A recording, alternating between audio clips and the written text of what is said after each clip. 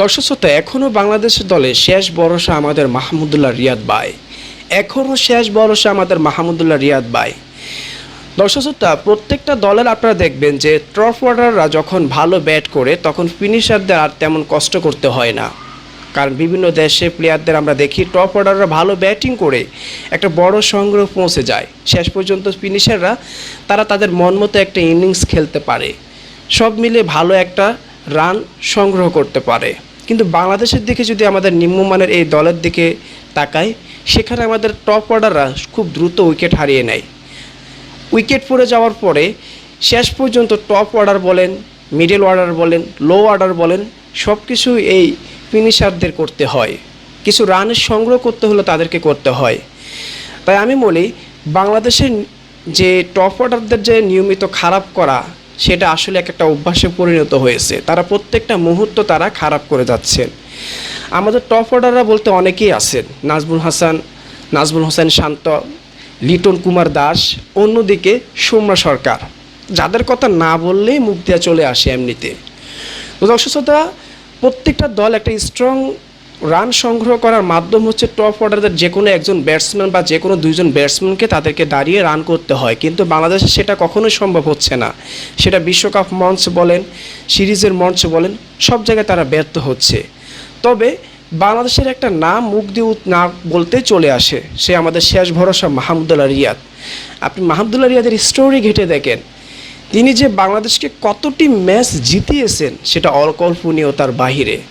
দর্শক শ্রোতা, টপ অর্ডাররা যেদিন খেলা গড়ে দিয়ে যান, সেদিন ফিনিশারদের কাজটা হয়ে যায় সহজ। চাপমুক্ত হয়ে শেষ দিকে দলের সংগ্রহটাকে একটা শক্ত অবস্থানে পৌঁছে দেন তারা। তবে বাংলাদেশের মতো মাঝারি মানের দলে এমন একটা নিয়মিত চোখ পড়ে না। শুরুতে দ্রুত উইকেট হারানোর ঘটনা অনেকটাই নিয়মিতই বলা চলে।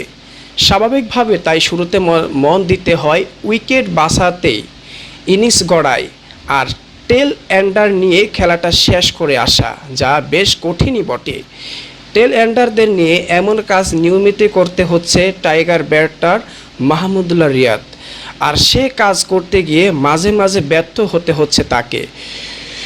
শুনতে প্রথমে ম্যাচ শ্রীলঙ্কার বিপক্ষে পারলেও পারেননি দক্ষিণ আফ্রিকা ম্যাচে, যা নিয়ে উঠেছে প্রশ্ন যেন ম্যাচ শেষ করে আসার দায়িত্বটা কেবলই রিয়াদের। বাস্তবতা তেমনই ঘটতেছে। আপনারা দেখেন, মাহমুদুল্লাহ রিয়াজের শেষ পর্যন্ত তাকে একটা শক্ত অবস্থানে সে যে একটু ধৈর্য ধরে খেলবে, সেই সুযোগটা তার থাকে না। তাকে খেলতে হয় বোলারদের সাথে, এক প্রান্ত কোনোভাবেই আটকাতে পারে না, যার ফলে মাহমুদুল্লাহ রিয়াদ তিনি হিট করে খেলতে পারে না প্রত্যেকটা ম্যাচ। এমনকি যেমন একটা বাংলাদেশের ক্ষেত্রে একটা ওয়াজিব হয়ে গেছে যে মাহমুদুল্লাহ রিয়াদকে প্রত্যেকটা ম্যাচ জিতেই আসা লাগবে।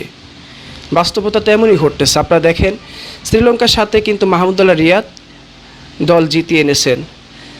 সাউথ আফ্রিকার সাথে কিন্তু তাকে দল জিতাতে আসতে হতো, কিন্তু শেষ পর্যন্ত কপাল যখন খারাপ থাকে সেটা তাই ঘটেছে। সর্বশেষ দেখেন, এই বুড়া বয়সে মাহমুদুল্লাহ রিয়াদ, বর্তমান বয়স 39 চলতেছে, যখন নেদারল্যান্ডসের সাথে ইনিংসটা খেলেছেন, 20 বলে 25 রানের একটা ইনিংস খেলেছেন, 2টা ছক্কা হাঁকিয়েছেন, একটি 4 হাঁকিয়েছেন। আবার কিন্তু তাকে যখন বল করতে দেওয়া হয়েছে, একটি গুরুত্বপূর্ণ উইকেট তিনি তুলে নিয়েছেন, একাধিক ডট বল দিয়েছেন। কোন জায়গায় এই ব্যক্তিটাকে আপনি খেলাবেন?